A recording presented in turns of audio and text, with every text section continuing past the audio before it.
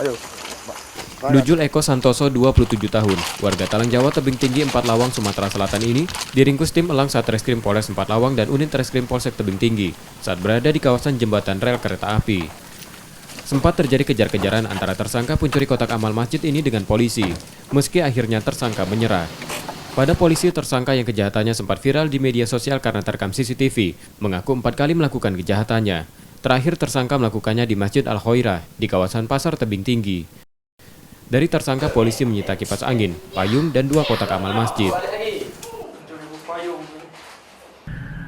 Setelah mendapat informasi dari masyarakat bahwa ada yang diduga pembobol itu, kemudian anggota Serse Polsek Tebing Tinggi bergabung dengan anggota Polres Tibelang langsung melakukan penangkapan terhadap nama Nujul bin Santoso.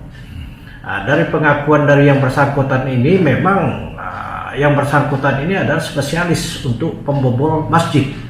Di antaranya sudah 4 masjid dilakukan pencurian oleh tersangka ini.